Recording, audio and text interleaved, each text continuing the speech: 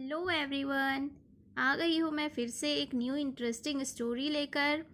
इस स्टोरी में हम लोग वोकेबलरीज समझेंगे, इंग्लिश सेंटेंसेस का हिंदी में ट्रांसलेशन देखेंगे और रीडिंग स्किल भी देखेंगे। तो चलिए स्टार्ट करते हैं आज की स्टोरी।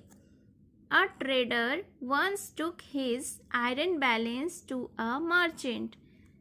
ट्रेडर मतलब व्यापारी। एक व्यापारी अपने आयरन बैलेंस का मतलब होता है लोहे का संतुलन करने वाला यानी तराजू।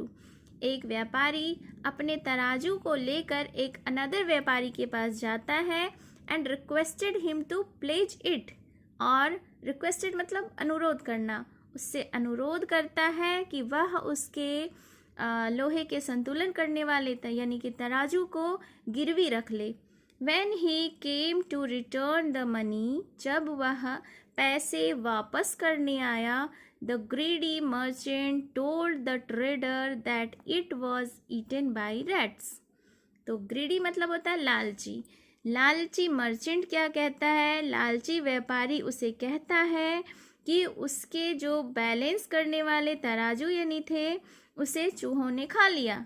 The trader decided to teach him a lesson.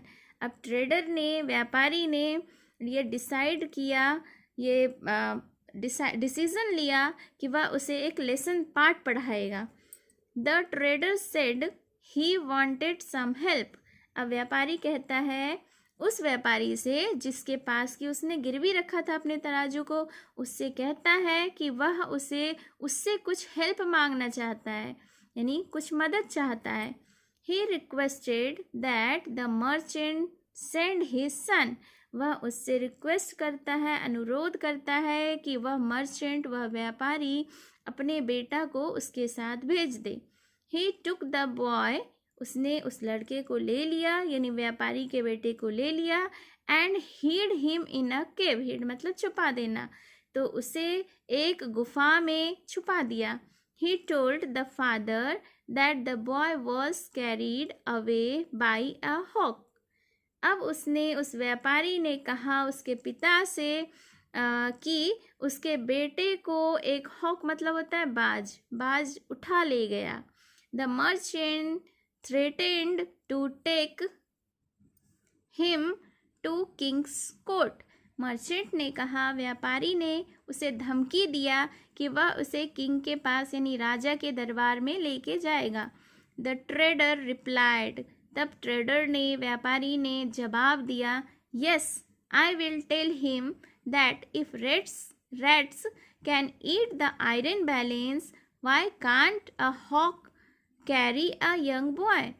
उसने क्या कहा? उसने जवाब दिया कि हाँ, आई विल टेल हिम यानी मैं उन्हें बोलूँगा कि अगर चूहा तराजू को खा सकता है तो क्या एक बाज एक युवक को नहीं उठा ले जा सकता. द मर्चेंट एपोलोजाइज्ड यानी उस व्यापारी ने क्षमा याचना किया, क्षमा मांगा। He returned the iron balance and got his son back. उसने आयरन बैलेंस को यानी तराजू को वापस कर दिया और अपने बेटा को पुनः पा लिया। तो आज के इस स्टोरी का मोरल है यानी सीख है कि wisdom is man's best friend.